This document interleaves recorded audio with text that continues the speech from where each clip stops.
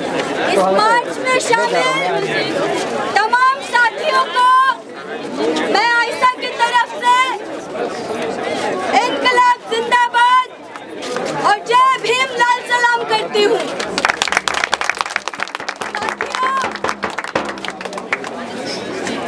आपने आज दिखा दिया इस प्रशासन को, ये प्रशासन जो सोच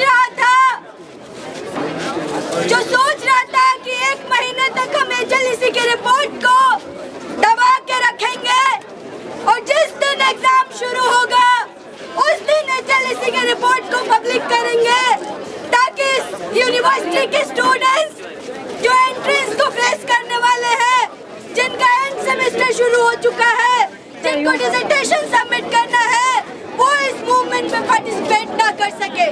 लेकिन आप लोगों ने आज के इस मार्च में इतनी भारी संख्या में आके इनके मुंह पे तमाचा मारा और बताया कि हम लोग पढ़ाई और लड़ाई एक साथ कैसे चलती है, इनको आप लोगों ने दिखाया। साथियों, हम आपको बताना चाहेंगे कि ये प्रशासन जो कि आरएसएस के टट्टू है, जो कि एक पपेट है, जो कि एमएचआरडी के इशारे पे एजेंसी के रिपोर्ट का फरमान हमारे सामने जारी करती है, ये कितनी डरपोक है, ये कितनी कायर है, जिसको हमसे फेस टू फेस बात करने इस यूनिवर्सिटी के टीचर्स के साथ, इस यूनिवर्सिटी के छात्रों के साथ विभिन्न मुद्दों पर कैसे डिबेट किया जाता है, कैसे डिस्कशन किया जाता है, वो इस प्रशासन को नहीं आता।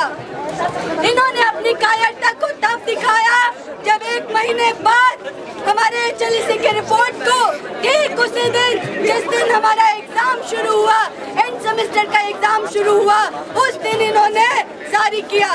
साथियों, इसके साथ हम लोगों ने देखा कि किस तरीके से बिना एकेडमिक काउंसिल के मीटिंग में डिस्कस किए, बिना जेएनयू स्टूडेंट यूनियन के साथियों के साथ डिस्कशन के इन्होंने डिप्राइवेशन पॉइंट के साथ छेड़छाड़ किया।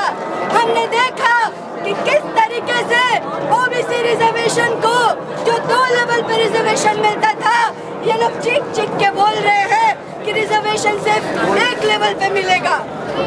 हम इनको बताना चाहते हैं, आप चाहते क्या हैं, आपकी मंशा क्या है, बहुत अच्छी तरीके से हम जानते हैं कि इस जेएनयू के गेट को आप किसके लिए खुला रखना चाहते हैं और किसके लिए बंद रखना चाहते हैं। ये प्रशासन 2 लेवल पे काम कर रही है। एक लेवल पे काम कर रही है कि इस कैंपस में जितने भी छात्र जो डिप्राइवेशन पॉइंट से आए हैं, ओबीसी रिजर्वेशन से आए हैं, वो स्टूडेंट्स जो कल तक बकरी चराते थे, भैंस चराते थे, घास काटते थे, किसी तरीके से इस कैंपस में पहुंच गए हैं, तो उनको कैसे जेएनयू कैंपस से बाहर किया जाए। और दूसरी तरफ से जिस तरीके से ये डिप्राइवेशन पॉइंट को खत्म कर रहे हैं, ओबीसी रिजर्वेशन के साथ छेड़छाड़ कर रहे हैं, उससे हमारी ये जो इनकी मंशा है वो पता चल रहा है कि उस डिप्राइवेशन सेक्शन से, उस डिप्राइव सेक्शन से, उन वंचित तबकों से ये आने नहीं देना चाहते छात्रों को।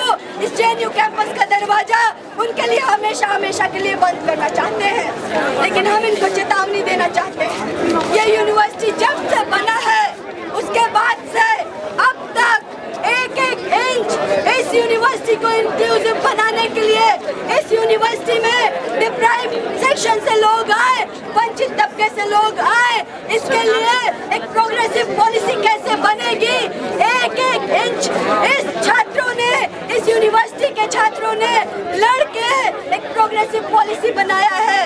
ये इनकी जागीर नहीं है, इन्होंने हमें भिक्षा में डिप्राइवेशन पॉइंट नहीं दिया है, इन्होंने रिजर्वेशन हमें भिक्षा में नहीं दिया है, हमने लड़के इस यूनिवर्सिटी को इंक्लूसिव बनाया है। और अगर आज इनकी मंशा है कि उन तमाम डिप्राइव सेक्शन से आने वाले लोगों को बाहर खदेड़ के बाहर कर दिया जाए, तो हम उनके मंशा को साकार नहीं होने देंगे। साथियों, एक और बात हम आपसे कहना चाहते हैं, ये राकेश भटनागर है कौन? पूरे यूनिवर्सिटी में टॉर्च लाइट लेके इस प्रशासन ने ढूंढा, SSS नहीं मिला, एसएल से कोई नहीं मिला, सारे के सारे लोग साइंस स्कूल से इन्होंने भेजा। और उसमें भी एक खास आदमी राकेश भटनागर, उसका इतिहास क्या है, आरक्षण को लेकर के वो उनकी समझदारी क्या है, वो आप सब लोग जानते हैं। यूथ फॉर इक्वलिटी के प्रवक्ता है, आरक्षण विरोधी मूवमेंट में अग्रिम पंक्ति में राकेश भटनागर की भूमिका रही है। और आज जब HLEC का रिपोर्ट आया है तो हमें समझ आ रहा है कि राकेश भटनागर को इन्होंने क्यों चुना है। इन्होंने खास तौर पे एक ऐसे आदमी को चुना जो स्ट्रिंजेंट एक्शन ले और जो इस कैंपस में मार्जिनलाइज्ड सेक्शन से आने वाले स्टूडेंट्स को बाहर करे। साथियों, ये वही यूथ फॉर इक्वलिटी के प्रवक्ता है जो क्या कहते हैं मार्जिनलाइज्ड सेक्शन से आने वाले स्टूडेंट्स के बारे में। वो कहते हैं कि जो स्टूडेंट्स मार्जिनलाइज्ड कम्युनिटी से आते हैं, कास्ट से आते हैं, वो तो JNU में पढ़ने लायक है नहीं, वो तो चोर है, हमारे सीट को खा जाते हैं, इंफीरियर मॉडल है। इनकी हिम्मत होती है ये सब कहने की, और इस प्रशासन की हिम्मत हो जाती है कि ऐसे कास्टिस्ट आदमी को, ऐसे आरक्षण विरोधी आदमी को इन्होंने HLEC का प्रवक्ता बनाया, HLEC का चेयरपर्सन बनाया। और आज जब रिपोर्ट आया है, आज से पहले 2 महीने पहले से इस कैंपस के छात्रों ने, टीचर्स ने, सबने सिरे से खारिज किया है, सिरे से नकारा है, क्योंकि इसका कोई सरपाव नहीं है, इसका कोई लॉजिक नहीं है। ये यूनिलैटरल डिसीजन है, ये RSS का फरमान है, ये ABVP का फरमान है, जो ABVP ने लिख के दिया है, सीधे राकेश भटनागर ने हमारे सामने रख दिया है कि तुमको ये पनिशमेंट मिलेगा, तुमको ये।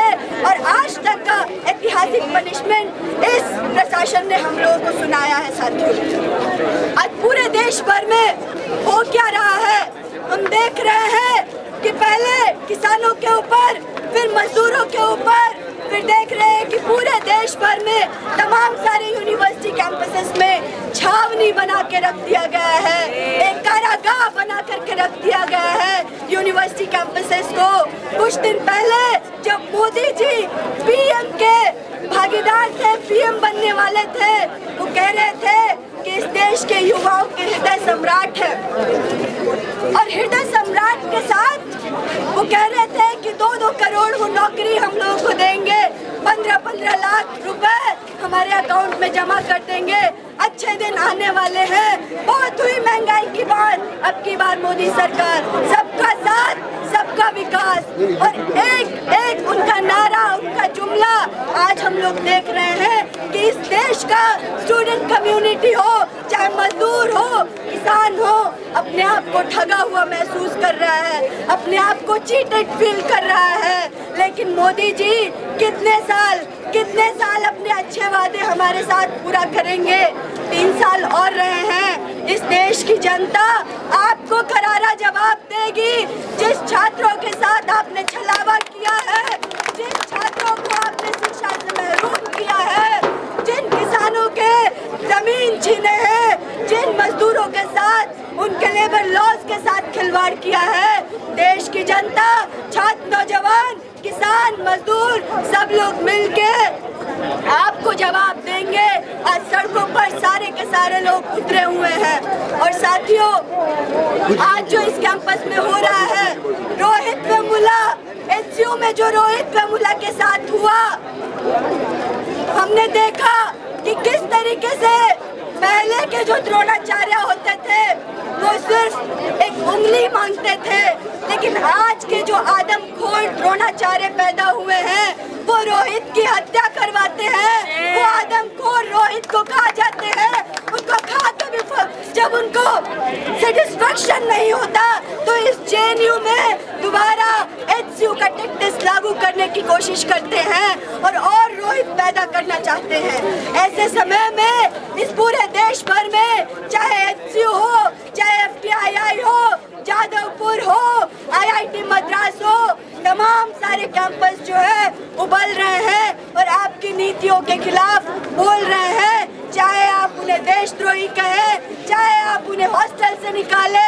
चाहे आप उनके ऊपर फाइन लगाए, वो किसी से रुकने वाले नहीं है। अपने बुनियादी संवैधानिक अधिकार के लिए वो लड़ रहे हैं और आगे भी लड़ेंगे। और आपकी जो साजिश थी कि एग्जाम के समय छात्रों को दरकिनार कर देंगे, यहाँ इस जेएनयू कैंपस के छात्रों ने भी आपको तमाचा मार के बता दिया है कि इसी फ्रीडम स्क्वायर पे वो अपना डिसर्टेशन लिखेंगे, एंड सेमेस्टर एग्जाम भी देंगे और एंट्रेंस की तैयारी भी करेंगे। पढ़ाई और लड़ाई साथ साथ चलेगी और आपका जो मंसूबा है वो चकनाचूर होगा। इसी के साथ मैं अपनी एक चीज रह गई है, मैं आप लोगों को एक कोट जरूर सुना देना चाहती हूँ। ये कोट है यूथ फॉर इक्वालिटी, इसका पैम्पलेट है dated 12 June 2006।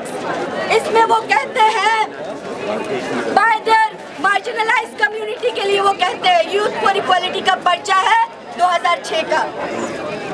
By their own act of inferior activities, they are strengthening our case, and also the belief that how undeserving they are and how they are motivated by selfish interest rather than any upliftment of the downtrodden. We have complained about this despicable act to the security officer and university administration, and we would like to counsel those real inferior mortals that they do not deserve a seat in JNU institution. In any educational institution, they must opt for the profession of stealing. They must opt for the which they are very smart and proficient, which they may ultimately offer them something for their living, provided they may avoid the vigil of police. Apart from this, we are going to produce this event in our fight against the government at the Supreme Court by saying that look what kind of people your reservation system has been recruiting.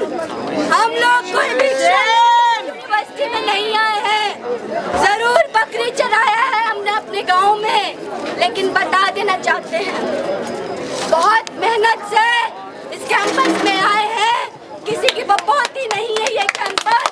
इस campus में हम ensure करेंगे कि तमाम marginalised section से, deprived cast community से, गांव से, देहात से लोग आए, उनके लिए जेएनयू का दरवाजा कभी बंद नहीं होगा। आज इस कैंपस का एक एक छात्र इनसे बोलेगा कि कभी उन कम्युनिटीज के लिए इस गेट, ये जेएनयू का गेट बंद नहीं होगा। अपने मूवमेंट के द्वारा उनके लिए हम लोग लड़ेंगे। इनकलाब जिंदाबाद।